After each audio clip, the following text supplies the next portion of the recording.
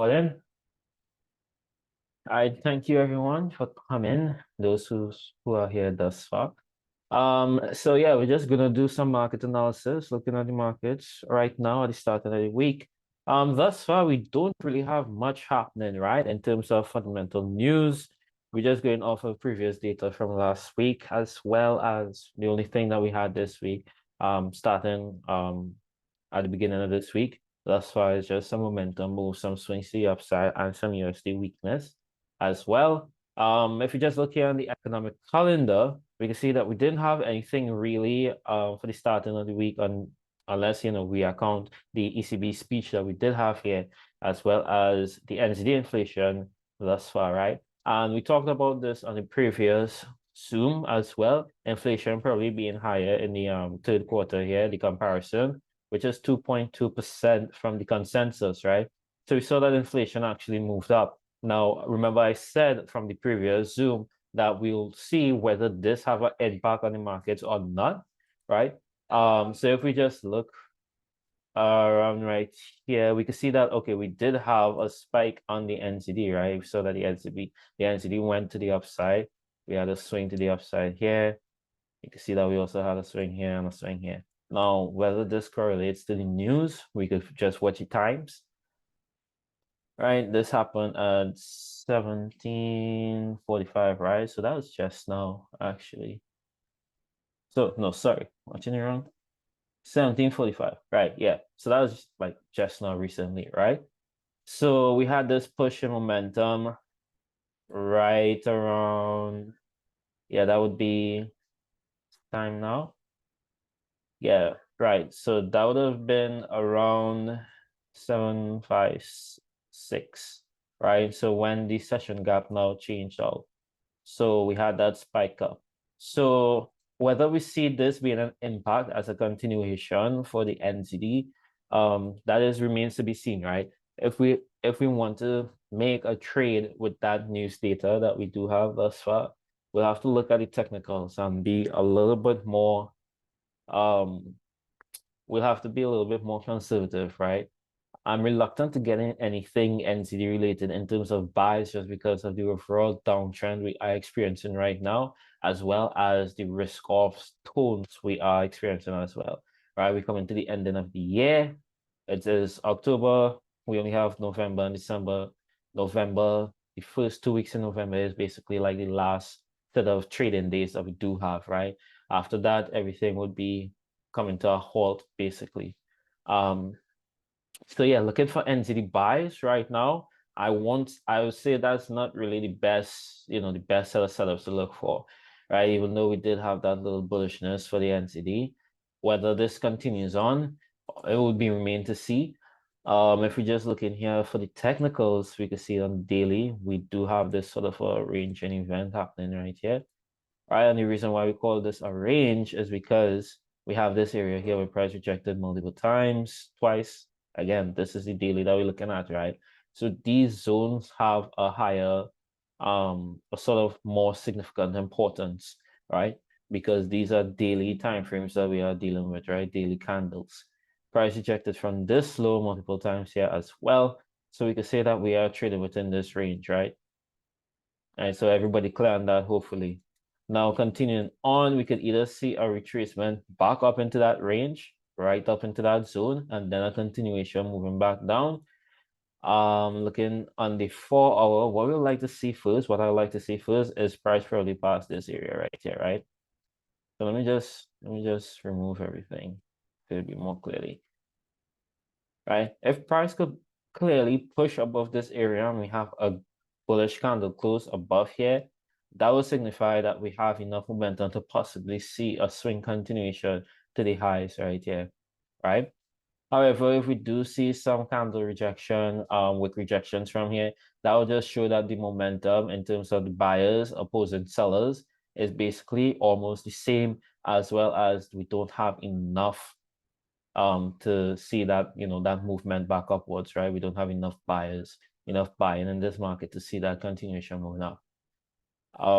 We could note as well that the USD has been weak for the starting of the week thus far. It has been a little weak. So that's why we saw this price pushing back up after this bearish push down, right? We saw on the day that price actually started moving back up in favor of the NCD and the other currency cross pairs with the US dollar.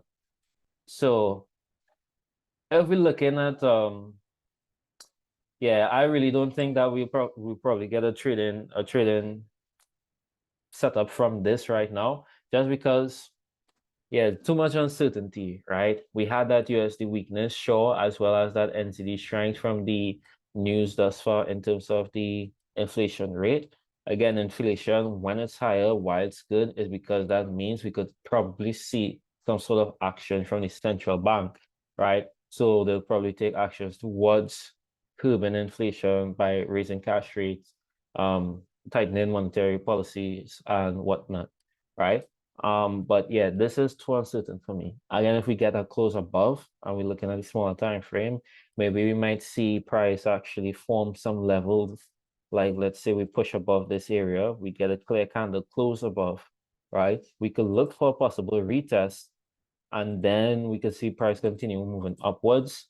That is something that, if this happens, then yes, buy in this sort of market situation, we have those clear levels and indication of that buying pressure continuing. I would look for a buy setup on this, right? And this is just how I view the market. So hopefully this is helping you, giving you some insights.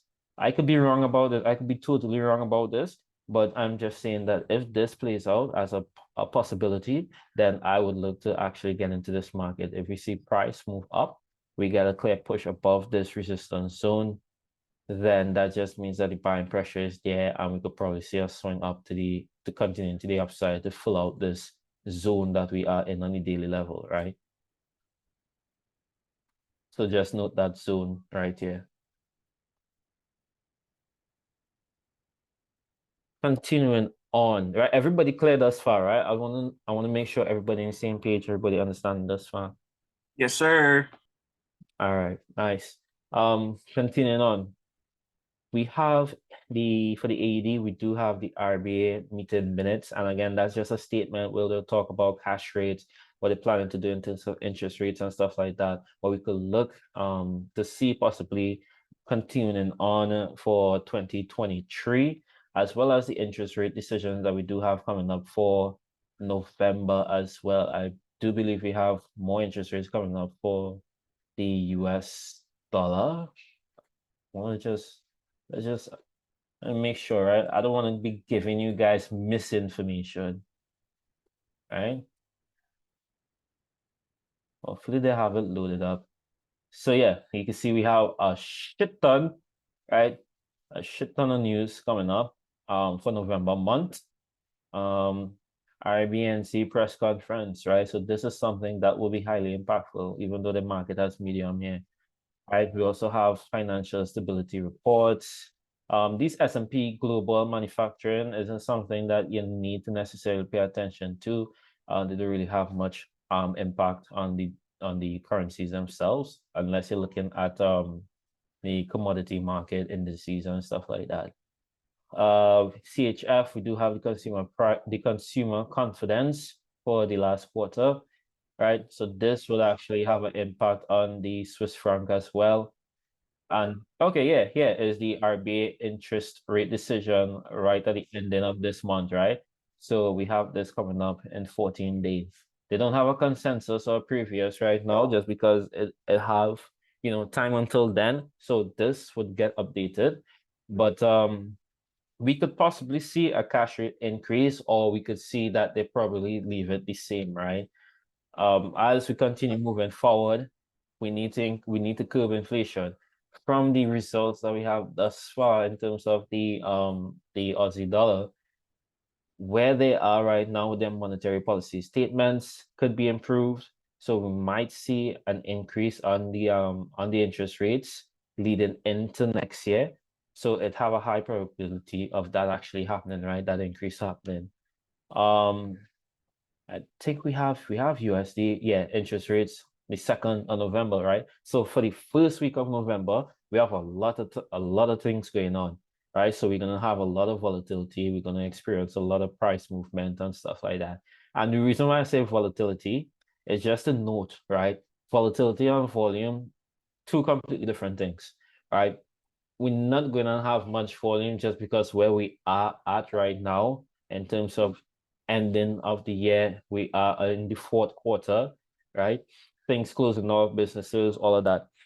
So what this would do is basically just prompt and really just set the tone for next year, right?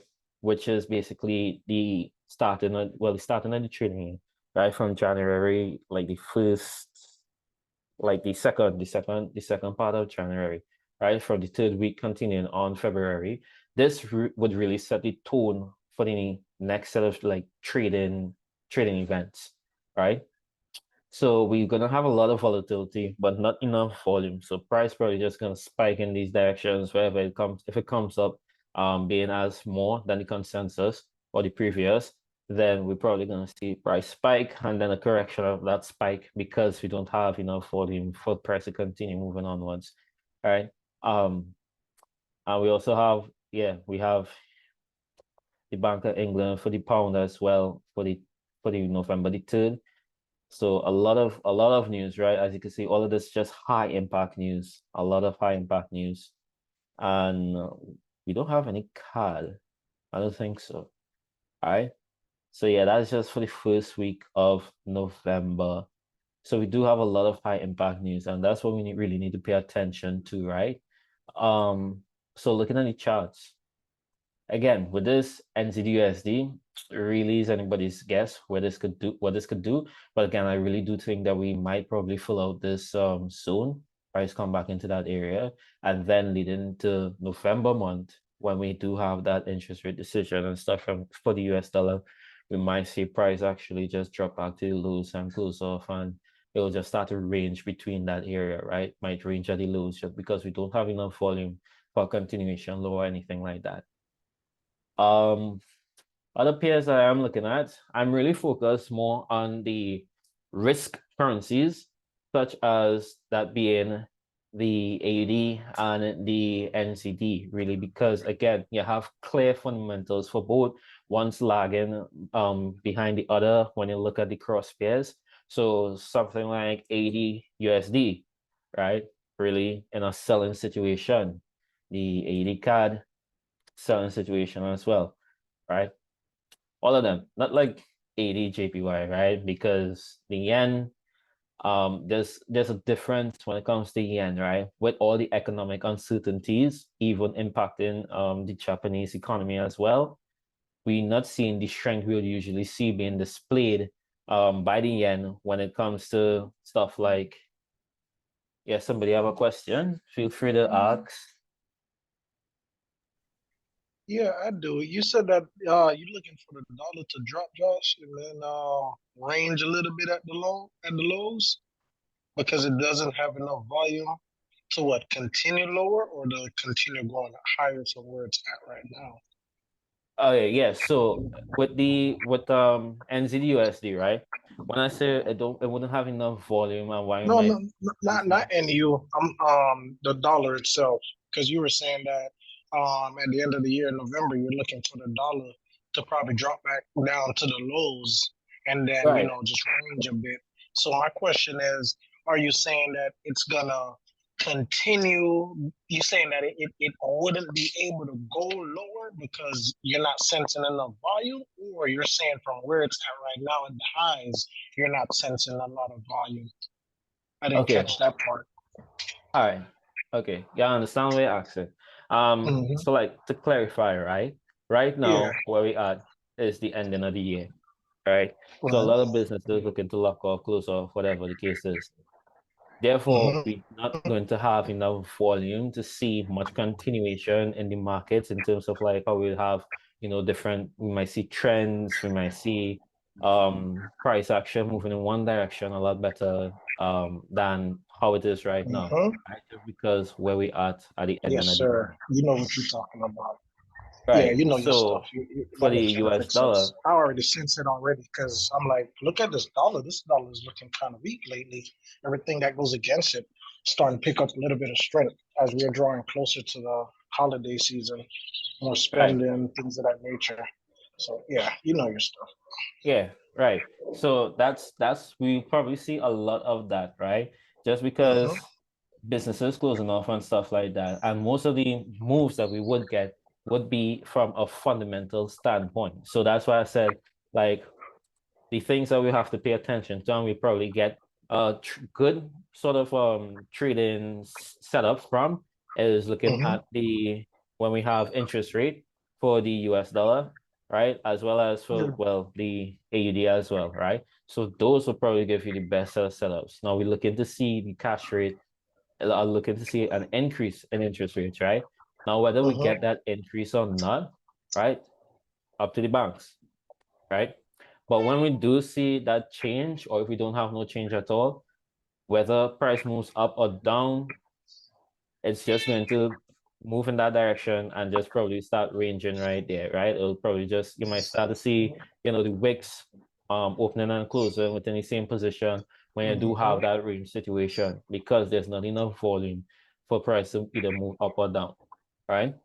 So yeah, that's just like what I'm noting right now in terms of when I use, for example, the NCD USD, where price may just come back to the bottom and just start to stay there until next year when we do have more volume and Right. things kick back up. You're so right. I'm Right. thinking even until 2024 when they got that next election coming up. I'm thinking that's what they're setting us up for right now. Because Yeah. I'm just looking how they're taking long with a lot of these moves. They're just dragging their feet, cryptos, everything, just dragging. You know, Yeah. So it'll have a lot, of that, especially in terms of where we at right now with recession fears and stuff like that as well. Mhm. Anybody else have any question? Everybody clear on that? I think everybody clear. Right. So yeah, the other things that I'm looking at in terms of trades I do have right now, I do have a GP AUD, looking for a buy in this. Now, the reason why I'm looking for a buy in this, right? Right now, overall, we have this strong uptrend situation happening. We have some clear levels as well in technical side. Now, price did come back into this area of support, right? If you look on the 4 hour, you might probably see this a lot more clearer right now, right? This was at the area where we had that initial, this bullish candle right here, and the pullback. So we can see we do have some clear levels, right? And then we had this area where price pushed back up. Well, this was at the market open for the week. That's why we have this gap, right? And we retested this area right here. So like right around, actually, let me just right here, right? So this is the area where I'm looking for price to push up from and continue moving higher. Now, this is just from a technical level as well as the AUD risk on currency not being so hot just because of where we at overall globally. So this is what made this as a trading decision for me to actually enter a buy and probably see that swing to the upside. Now, both currencies do have their own sort of fundamental issues going on. The reason why we saw that GBP shrank initially was because of the talks from the BOE with the budget, and also, if I'm not mistaken, they're talking about taxes as well in terms of, I think, lifting some taxes or something like that, right? I'll actually have to go back and get it, and I'll send it to you guys so that you can see clearly what I'm speaking about. But that's why we had this GBP bullishness, right? So I'm just looking for a continuation of the spark and probably a retest of these highs right here where price made right here, right? Now this could completely start going down. Again, it's anybody's guess right now. But in terms of my trading strategy, what I use and what I know, this is what I'm looking at to possibly see happening. Everything else, AD CAD, AD CHF, these are the ones that I'm interested in just because we do have more clear-cut news and a little bit more of a clearer fundamental understanding of where the AD is at right now with these other cross pairs. They give the best possible trading scenarios, right? In terms of like, picking out a direction, or when we do get some news event where we could possibly see price headed.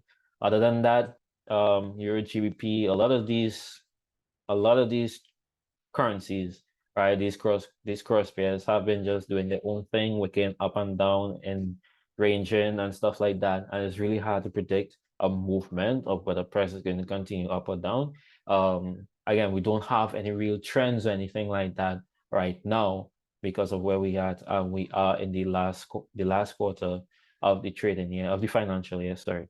So things are going to be choppy. It's going to, again, we're just going to get a lot of volatility from the news, but not enough volume for the continuation of whatever moves we are looking at.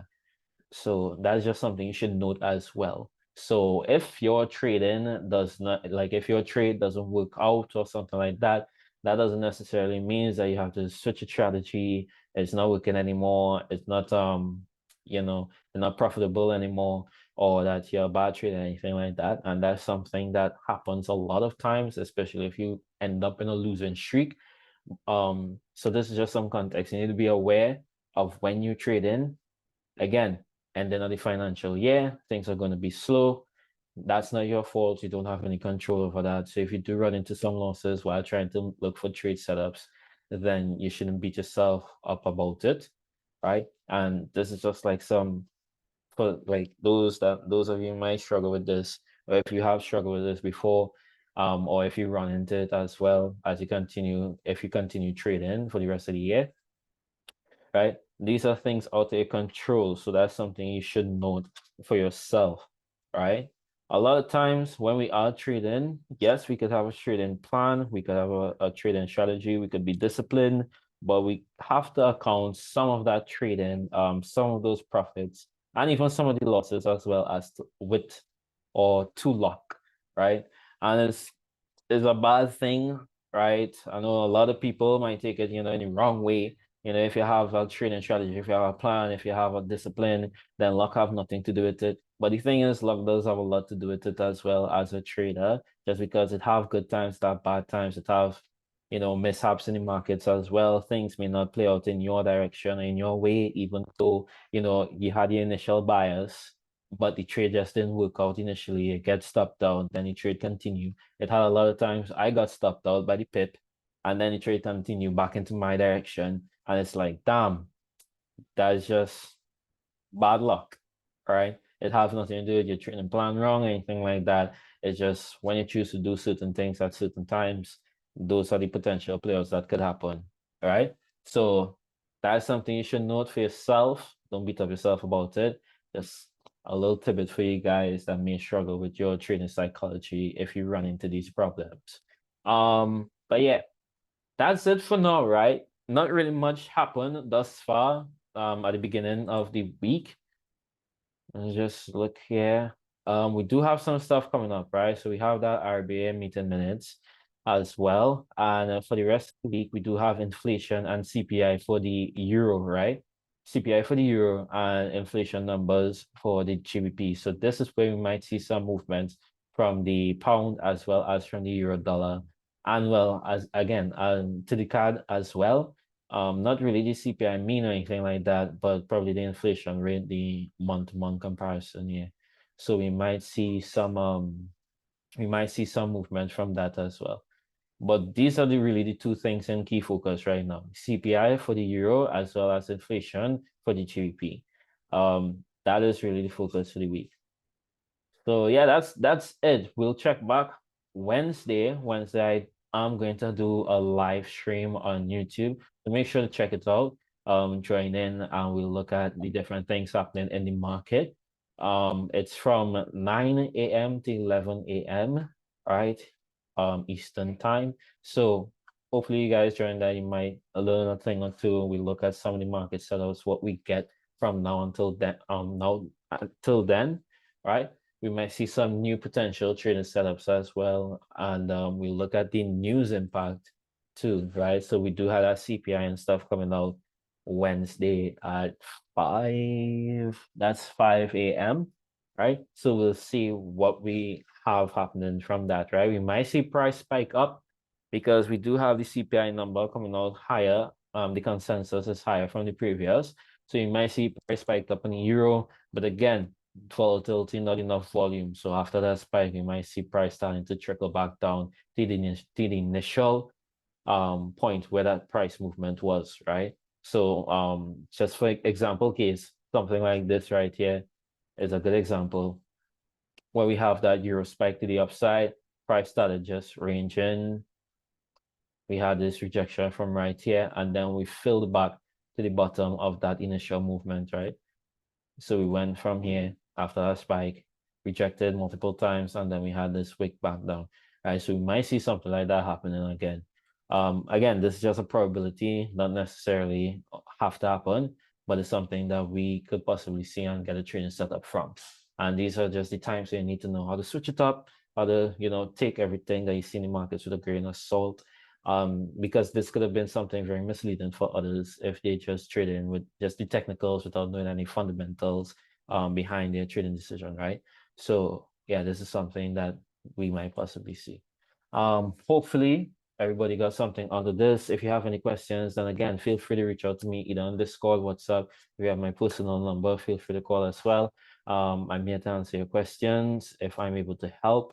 Yeah, that brings me a little joy to help you guys with your trading journey. If I could clarify things for you, yeah, that's all I'm here to do. I really build this as a community and really elevate everybody. That's just all I I, want to say. I, I got a question, Josh. You mind going over entries and exits, please? Just show me your way of entering and exiting the trade, if you don't mind, please. Okay, sure, no problem.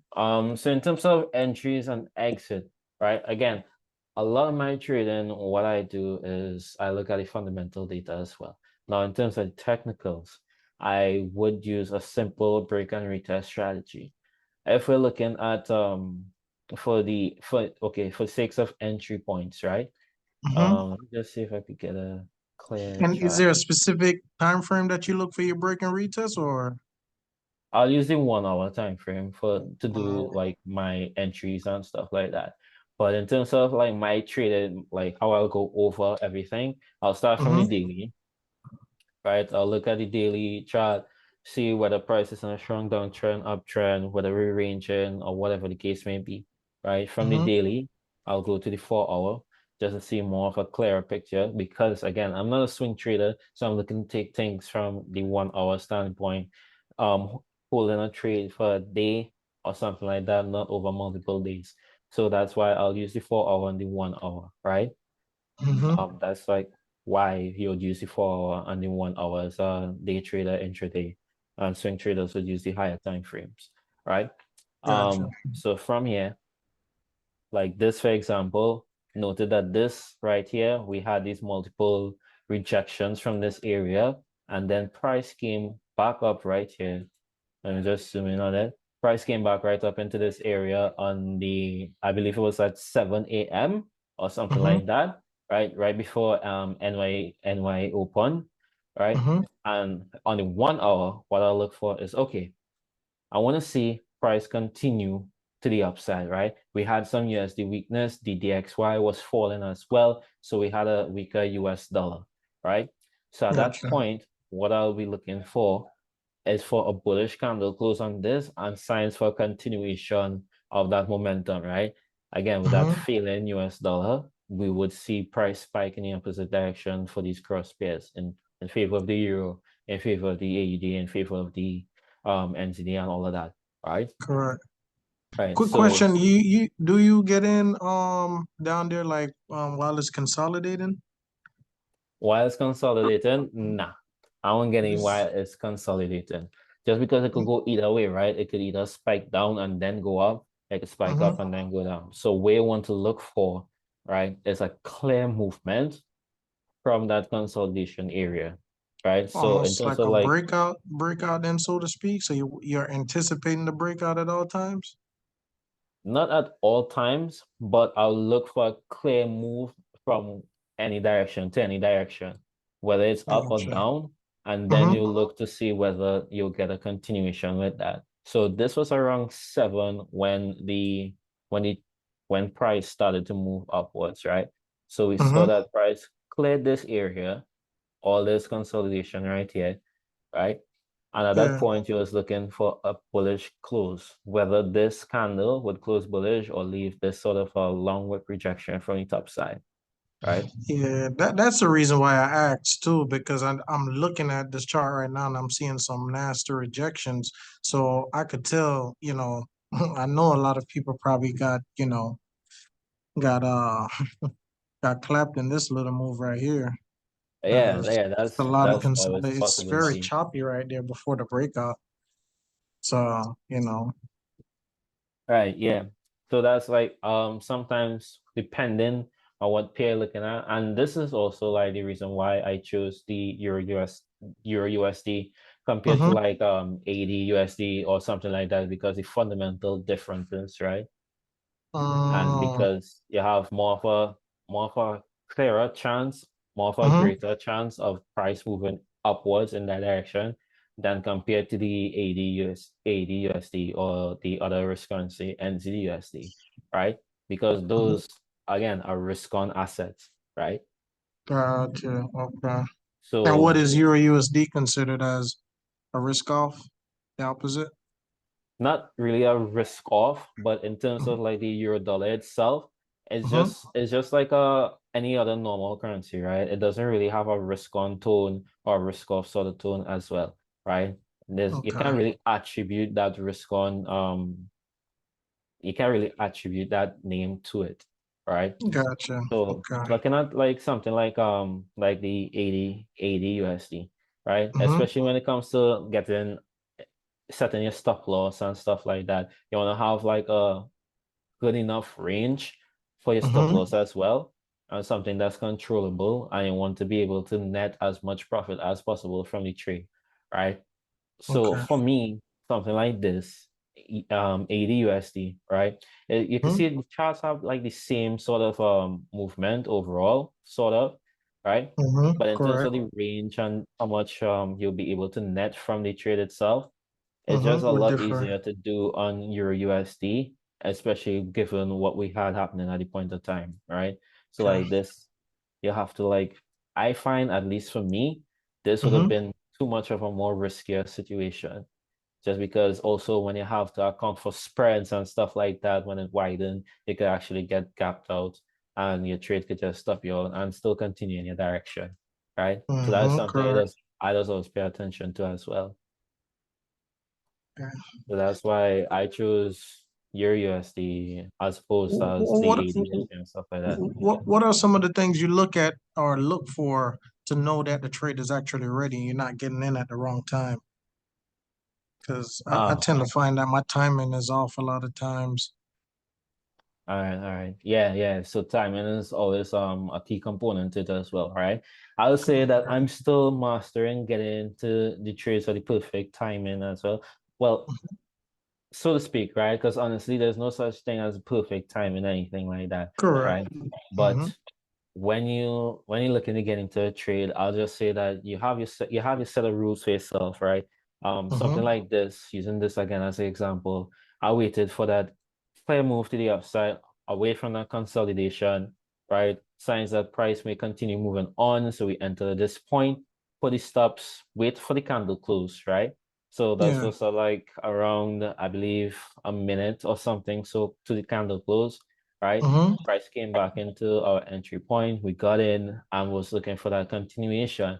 Now, this is something that like a philosophy that I picked up from Raja Bank, right? Roger Banks. Which Okay. is which is basically if price is going to look to continue moving up, then the wick or the bottom of this candle here would respect the bottom of this candle, right? It will respect it. It will respect this area that it just broke out of, right? So if price is going to continue moving on, then it should continue moving from right here, right? Other than Mm, that, if price does reject and go down, then there's no trade.